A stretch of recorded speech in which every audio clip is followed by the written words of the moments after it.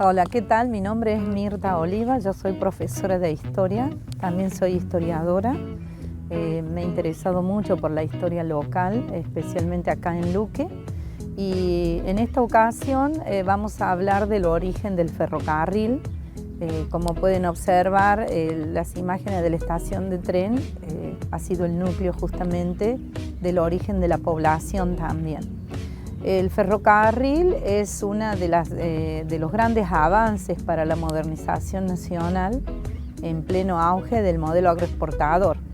En esta zona no existía, obviamente, un proyecto hasta inicios del siglo XX, ¿no? Mientras en Villa del Rosario ya hacía varios años que llegaba el ferrocarril y en otras regiones ya el ferrocarril central argentino había extendido sus líneas de tren, en esta zona no.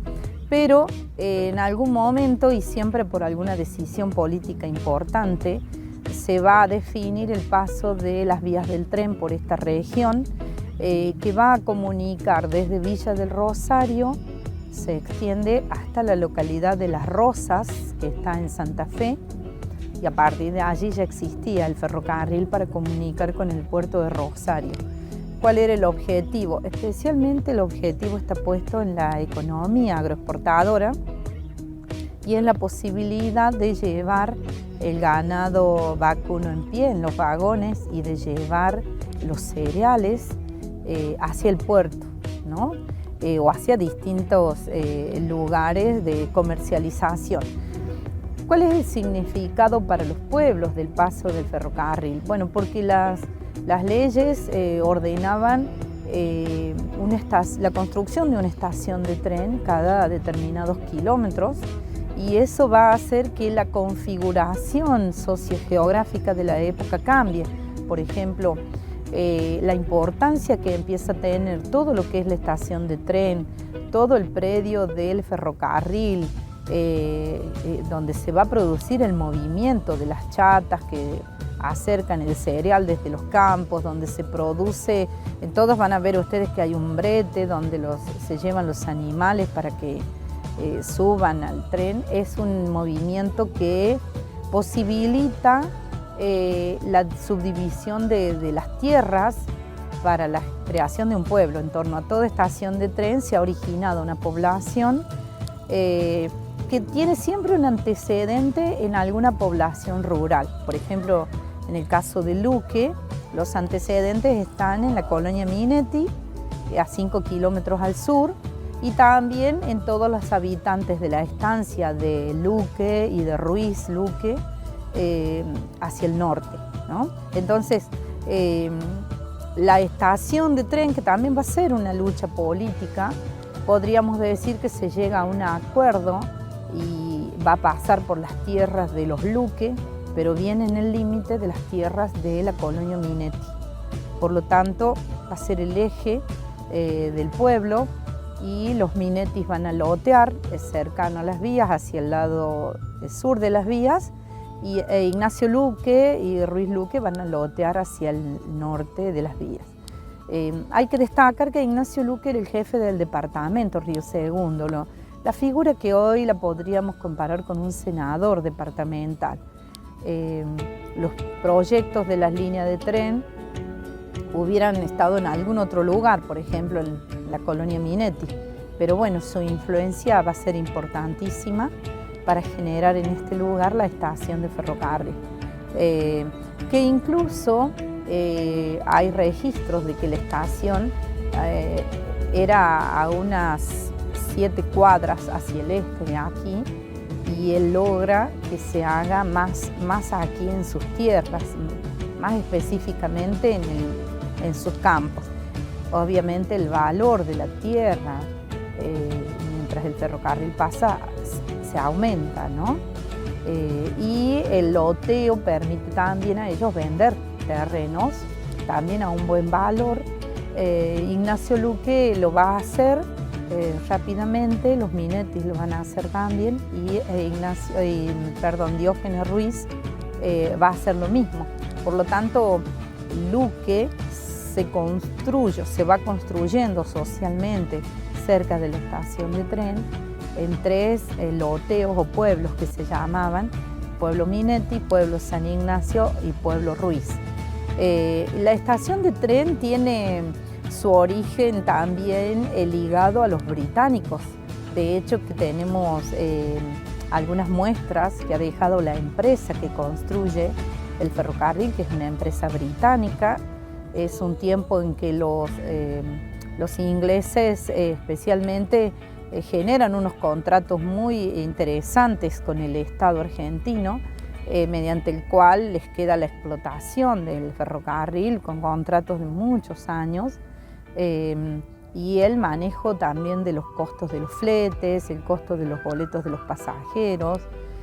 Con el ferrocarril se suma el correo, especialmente a través del telégrafo se aceleran las comunicaciones, y el movimiento central de la estación de tren es similar en todos lados, ¿no? El asombro de la gente por conocer el tren, la estación, el andén de la estación va a ser un lugar, un espacio social sumamente importante. La gente quiere venir a ver quién se va, quién llega, cómo es el tren. Tuve la posibilidad de hacer algunas entrevistas en otros tiempos a personas muy grandes, ¿no? Que les transmitían que desde la zona rural se sabían venir a caballo para ver qué era el tren, ¿no? Era un desconocimiento. También hay que pensar en la época, ¿no? Nosotros a lo mejor nunca hemos viajado en el tren bala europeo, pero sabemos cómo es. No hemos viajado quizás nunca en un transatlántico, pero sabemos hoy cómo es, porque los medios de comunicación se expandieron muchísimo. Pero antes no era, es posible que todas esas imágenes que la gente transmita, de hecho, hayan ocurrido, porque no se conocía el tren. Solamente algunos más aventureros que se habían ido a otras latitudes de nuestra república podían hablar de lo que era viajar en tren, de lo que era el tren, pero no lo conocía la gente, menos la gente que vivía en las zonas rurales, donde aún no habían logrado ni la propiedad de la tierra, ni habían logrado crecer económicamente como para decir salgo de esta región y viajo. Por lo tanto, las estaciones de tren en todas las poblaciones van a marcar una configuración distinta, ¿no? Y van a ser eslabones. Las estaciones de trenes van a ser eslabones, ¿no? De pueblos, así como lo habían sido las postas de correo a caballo en el siglo XIX, lo va a ser la estación de tren en su momento.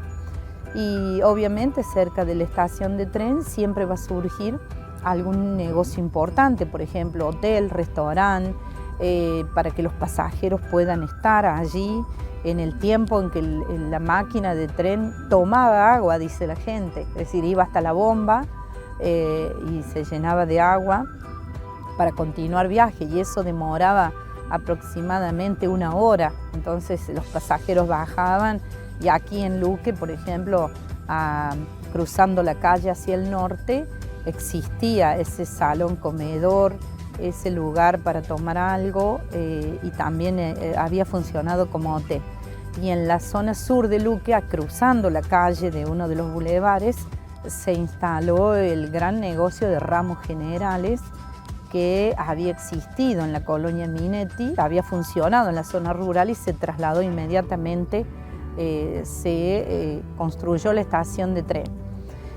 Luque tenemos la particularidad de una vivienda de aquella época que se la llama también la Casa de los Ingleses, porque justamente allí vivió el ingeniero que dirigió las obras, Miller, de apellido Miller.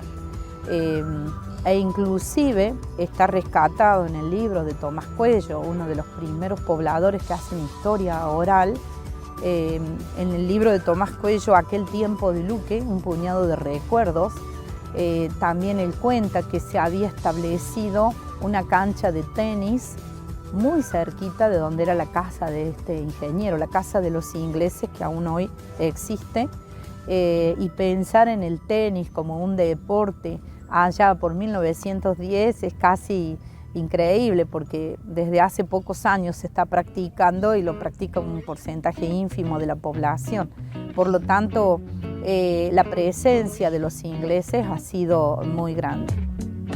Luque tiene la particularidad de haber constituido en lo que es la zona urbana una especie de parque de lo que llamamos nosotros la planchada. Es un giro idiomático muy propio, llamar planchada todo el terreno del ferrocarril, que se ha dejado como un espacio verde, como un pulmón para Luque, y la ventaja de tener una estación de tren que se ha recuperado, se ha puesto en valor.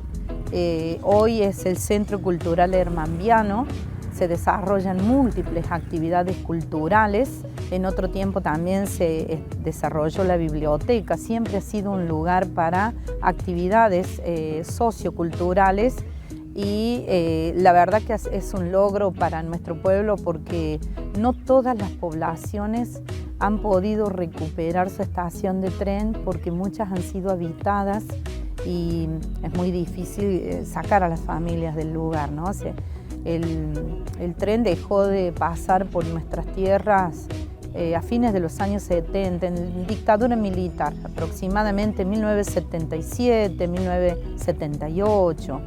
Y cuando dejó de pasar estas instalaciones del ferrocarril, y bueno, quedaron solitarias, ¿no? Siendo propiedad nacional, por un tiempo estuvieron intocables, inclusive como en todos los pueblos, solo existían dos calles, una al este y otra al oeste, de todo lo que nosotros denominamos la planchada, y eran las vías de comunicación. En el medio solo caminitos por donde pasaba la gente a pie o en bicicleta para comunicarse entre la zona norte y sur de Luque, que es el barrio San Ignacio con el centro, que le empezaron a llamar por el mayor movimiento que adquirió la zona que está más al sur de la estación. Y las puestas en valores de las estaciones de trenes, que han sido muy comunes y son muy comunes aún, la verdad que es muy digno de mencionar y uno desea que continúe así, ¿no? Como un espacio cultural que le está dando un valor histórico a la estación de tren, que fue el núcleo, quien nuclea o el eje poblacional de nuestra población. Lo que me queda por decir es que las estaciones de trenes y todas sus tierras alrededor, sus terrenos, son justamente una posibilidad que tienen las poblaciones hoy para valorizarlas, para cuidarlas, para generar espacios públicos, no espacios privados, porque público surgió, público debería quedar, y por lo tanto es muy bueno también llegar a ver los recorridos de las estaciones de trenes de las poblaciones, y evidentemente se va a encontrar la semejanza en la arquitectura de estos espacios, porque prácticamente han sido construidas por la misma empresa británica que se construyó en la mayoría de los lugares.